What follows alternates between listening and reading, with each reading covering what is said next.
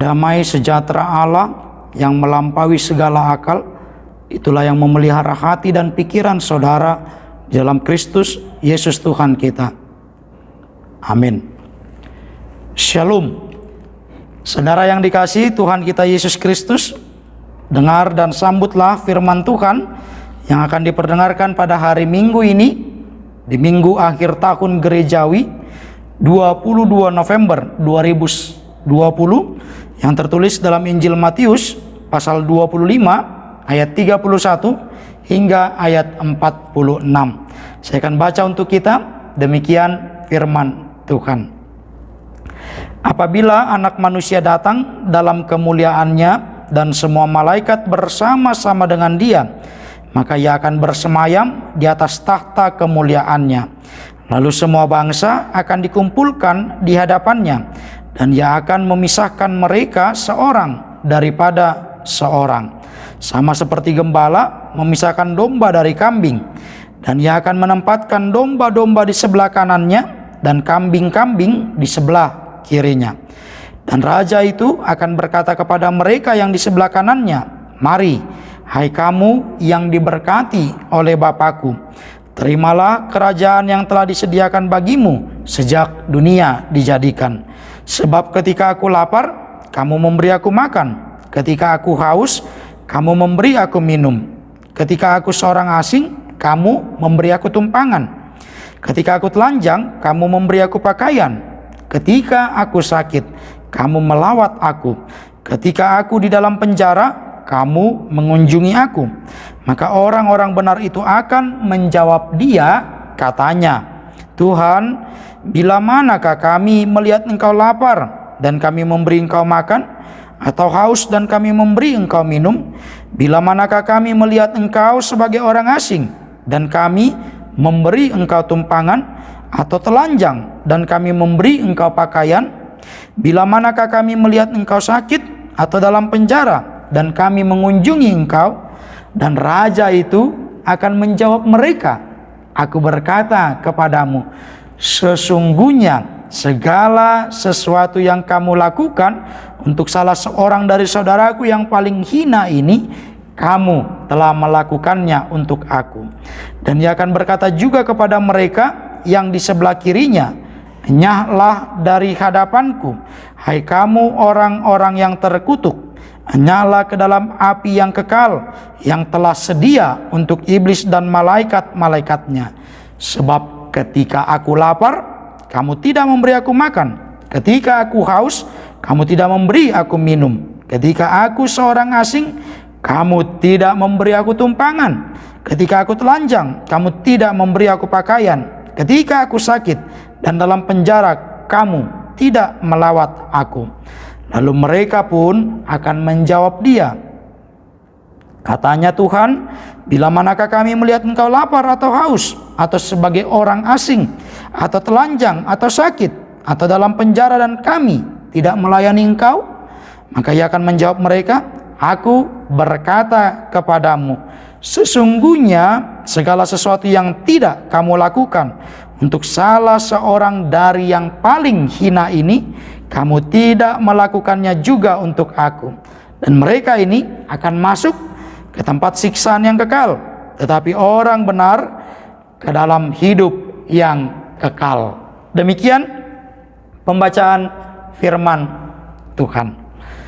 Saudara yang dikasihi Tuhan kita Yesus Kristus, kita tahu betul pepatah yang berkata ketika menanam padi, maka ilalang pun akan tumbuh bersama dengan padi itu.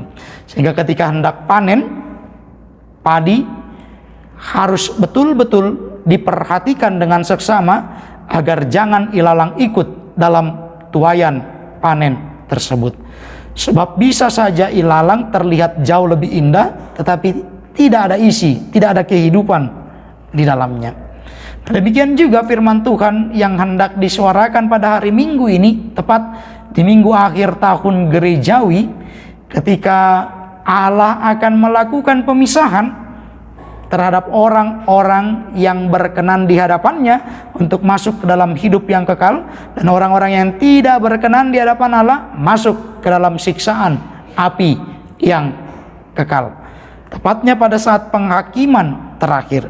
Oleh karena itu ketika firman Tuhan ini disuarakan kepada setiap orang percaya, diinformasikan untuk siap sedia kapanpun waktu itu Tuhan nyatakan. Sebab kita tidak tahu dan jangan coba-coba untuk memberi prediksi kapan waktu Tuhan itu akan datang. Sebab kita akan kecewa ketika prediksi kita tidak tepat, atau kita coba berhitung tentang kapan waktu kedatangan Tuhan itu, kapan waktu penghakiman terakhir itu dinyatakan oleh Allah. Lalu ketika itu tidak terjadi menurut pikiran kita atau menurut perhitungan kita, mungkin kita akan melakukan hal-hal yang justru semakin melawan kehendak Tuhan. Saudaraku yang dikasihi Tuhan, maka dalam rangka mempersiapkan diri untuk penghakiman terakhir itu, firman Tuhan menginformasikan kepada kita perlu mempersiapkan segala sesuatunya. Caranya, perhatikan lingkungan di sekitar kita. Perhatikan bagaimana iman kita mengakar, bertumbuh dan berbuah di dalam kasih Tuhan. Karena banyak orang percaya bisa saja menurut ukuran waktu sudah jauh lebih matang menjadi seorang Kristiani, tetapi dalam tindakan atau praktek iman kesehariannya, waktu yang lama itu bukan ukuran berbuah kebaikan. Nah, saudara yang dikasihi Tuhan kita Yesus Kristus, melakukan apa yang berkenan di hadapan Tuhan secara teori mungkin kita bisa jabarkan letter A sampai Z dengan baik, atau mungkin tidak cukup satu buku menuliskan apa yang ideal sebagai seorang Kristiani. Tetapi ketika diminta mempraktekkan kehidupan ideal sebagai seorang Kristiani, mungkin kita akan mengalami kesulitan mau dari tahapan yang mana, mau memulai dengan langkah yang seperti apa, melakukan yang berkenan di hadapan Tuhan. Maka firman Tuhan memberikan kita pesan bahwa apapun yang kita lakukan, kebaikan yang kita kerjakan, motivasinya untuk bersyukur, memuji dan memuliakan nama Tuhan. Sehingga pesan itu juga berlaku bagi seluruh lapisan kalangan masyarakat. Sehingga yang paling hina menurut teks Alkitab ini, kepadanya perhatian kita harusnya lebih banyak kita berikan. Kepada mereka harusnya pertolongan kita lebih banyak kita kerjakan. Sebab kepada tindakan-tindakan nyata yang seperti itulah perkenanan Allah nyata bagi kehidupan umat percaya. Betul, kita percaya dan dibenarkan oleh karena iman, tetapi jangan lupa iman tanpa perbuatan adalah mati. Iman tanpa perbuatan kosong. Iman tanpa perbuatan adalah sia-sia. Sehingga ketika kita dibenarkan oleh karena iman percaya kita, maka lakukan apa yang berkenan di hadapan Tuhan. Dan pada hari Minggu ini, di minggu akhir tahun gerejawi, gereja kita juga membacakan nama-nama warga jemaat yang telah terlebih dahulu meninggalkan kita dalam persekutuan di dunia ini. Sejak 1 tahun kalender gerejawi 25 November 2019 yang lalu hingga hari ini, Minggu 22 November 2020. Sehingga ketika nama-nama tersebut dibacakan, ingat, bukan membuka luka keluarga, tetapi mengingatkan siapapun yang hadir dalam ibadah itu, siapapun yang mendengarkan khotbah melalui tayangan video ini, bahwa kita pun pada saatnya nanti akan meninggalkan dunia ini. Lalu ketika kita sudah meninggalkan dunia ini, kebaikan apa yang bisa dikenang? Kebaikan apa yang bisa diingat oleh orang lain? Jangan-jangan kematian kita kebahagiaan bagi orang lain, mengingat perlakuan kita yang jahat, mengingat perlakuan kita yang kejam, mengingat perlakuan kita yang tidak baik selama masa hidup kita.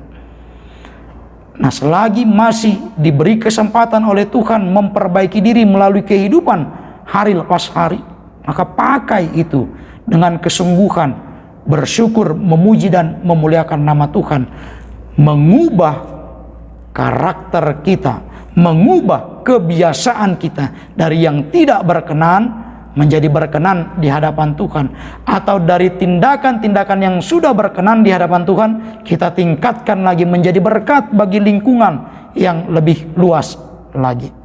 Sehingga penghakiman terakhir itu bukan jadi momok yang menakutkan, tetapi penghakiman terakhir itu menjadi sukacita bagi kita. Kita dinyatakan layak masuk ke dalam kehidupan yang kekal. Amin. Kita berdoa. Bapa di dalam surga, Bapa yang kami kenal dan kami sembah di dalam Kristus Yesus Tuhan dan Juru Selamat kami. Kami bersyukur firman Tuhan mengingatkan kami untuk boleh tetap setia akan tugas panggilan dan pengutusan kami sebagai orang percaya, melakukan apa yang berkenan di hadapan Tuhan. Bantu dan tolong kami dengan hikmat Roh Tuhan yang kudus, agar hidup kami seturut dengan kehendak-Mu saja. Ampuni kami Tuhan untuk segala dosa dan pelanggaran kami. Terpuji nama-Mu. Dalam Kristus Yesus kami berdoa dan mengucap syukur. Amin.